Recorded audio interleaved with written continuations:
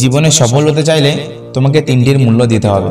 Number 1 ভালোবাসা, number 2 কঠোর পরিশ্রম, নাম্বার 3 স্বপ্নকে বাস্তবতা দেখার জন্য ব্যর্থতার পরও কাজ করতে হবে। যার মাঝে সীমাহীন উৎসাহ, বুদ্ধি ও একটানা কাজ করার গুণ থাকে, তবেই তার সফল হওয়ার সম্ভাবনা সবচেয়ে বেশি। তুমি যদি তোমার সময়ের মূল্য না দাও, তবে অন্যরাও দেবে না। নিজের সময় ও প্রতিভাকে বাজে বিষয়ে নষ্ট করা বন্ধ করো, তাহলে হবে জীবনে সফল। এটা আমার কথা না, এটা হলো বিশ্ববিখ্যাত মার্কেটিং এক্সপার্ট কিম গ্লাস্টের কথা। রাতারাতি সাফল্য বলতে কিছু নেই। মনোযোগ দিলে দেখবে সব সাফল্যই অনেক সময় নিয়ে আসে। একমাত্র নিশ্চুপ লোকই তার সফলতা দিয়ে তাক লাগিয়ে দিতে পারে। সাফল্য মানেই 9 বার পড়ে গিয়ে 10 বার উঠে দাঁড়ানো। একজন সফল যোদ্ধা হলো একজন সাধারণ মানুষ, যে অন্যদের চেয়ে বেশি মনোযোগী। জীবনে একটি লক্ষ্য ঠিক করো, সেই লক্ষ্যকে নিজের জীবনের অংশ বানিয়ে ফেলো। চিন্তা করো, স্বপ্ন দেখো, তোমার মস্তিষ্ক, পেশি, রক্তনালী, পুরো শরীরে সেই লক্ষ্যকে ছড়িয়ে দাও। একজন মানুষ এখন কতটা উপরে আছে তা দিয়ে আমি তার সাফল্য মাপি না। একদম নিচে পড়ে যাওয়ার পর যে নিজেকে কতটা উপরে তুলতে পারবে, সেটাই আসল কথা। সাফল্য চাইলে সাফল্যকে লক্ষ্য বানিয়ে নাও। তুমি যা করতে ভালোবাসো সেটাই করতে থাকো, সাফল্য নিজেই ধরা দেবে। সাফল্য অর্জন করা আর সফল হওয়া এক নয়। সুবিধা পেলে অনেকেই সফল হতে পারে, অনেকেই জোর করে সফল বানানো হয়, কিন্তু যে নিজের চেষ্টায় আর পরিশ্রম দিয়ে সফল হয়, সেই প্রকৃত সাফল্য অর্জন করে।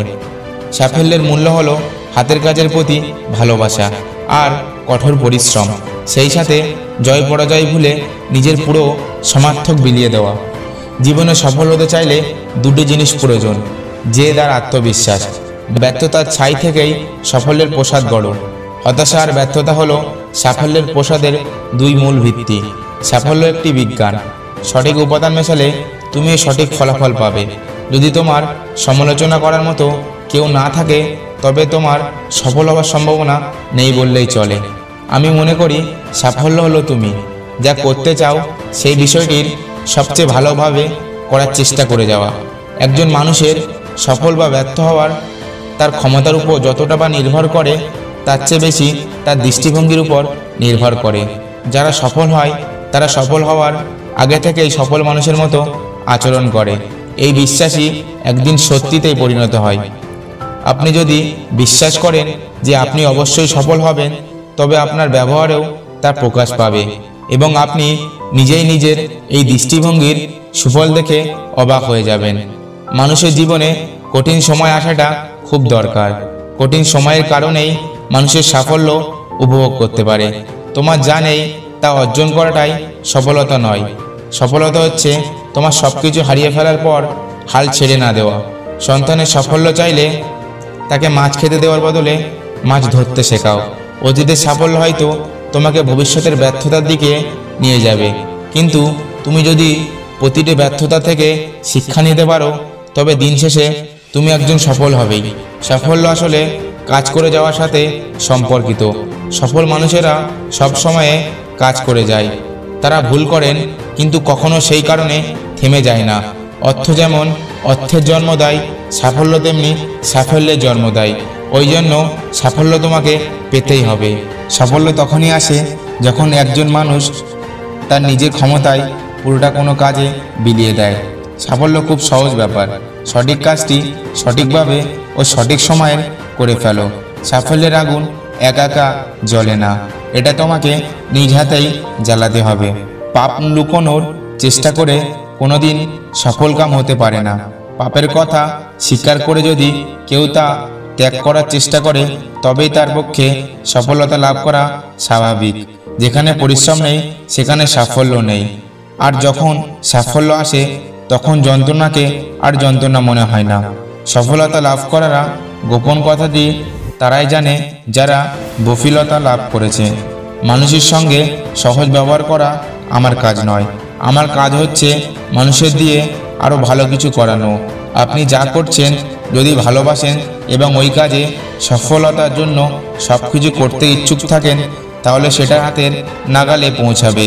কাজের পিছনে প্রতিটা মিনিটে মূল্যায়ন প্রয়োজন। ভাবুন, আরও ভাবুন যে আসলেই আপনি কি নকশা তৈরি করতে চাচ্ছেন।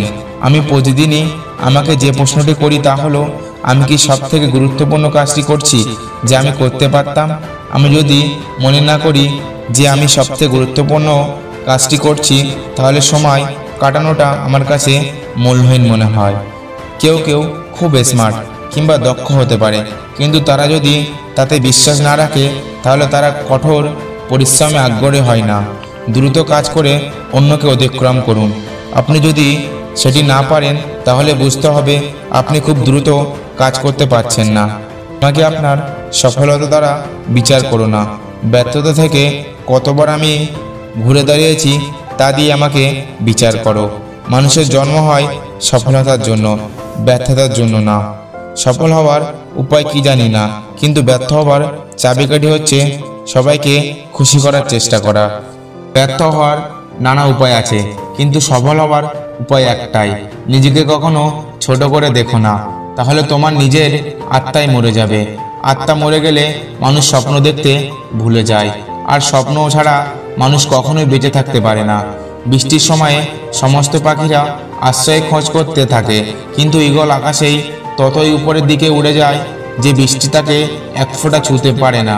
সেই রকমই জীবনের সমস্যা আসা একটি সাধারণ ব্যাপার, যেখানে আপনার মনোভাবই সমস্ত পার্থক্যের সৃষ্টি করতে পারবে। আর যেটা নেই সে কখনো সেটার মূল্য বোঝে না। একমাত্র সেই ব্যক্তি যেটার মূল্য বোঝে তার কখনো জিনিস পূর্বে ছিল কিন্তু এখন নেই। তোমাদেরকে সফলতার জন্য একটি গল্প শোনাই, যে পৃথিবীতে কোনো কিছুই সাকসেস নয়। এক মৃত ব্যক্তির পকেট থেকে পাওয়া চিঠি। যখন জন্মালাম বাবা মা ভাবলো এটাই তাদের সাকসেস। যখন হাঁটতে শিখলাম মনে হলো এটাই আমার সাকসেস। যখন কথা বলতে শিখলাম মনে হলো এটাই আমার সাকসেস। ভুল ভাঙলো। তারপর স্কুলে গেলাম, শিখলাম ফার্স্ট হওয়া, সাকসেস। এরপর বুঝলাম না মাধ্যমিকে স্টার পাওয়াটা সাকসেস। ভুল ভাঙলো। বুঝলাম উচ্চ মাধ্যমিকে রেজাল্টটা ধরে রাখাই সাকসেস। এখানেও শেষ নয়। এরপর বুঝলাম ভালো সাবজেক্ট নিয়ে ভালো কলেজে চান্স পাওয়াটাই সাকসেস।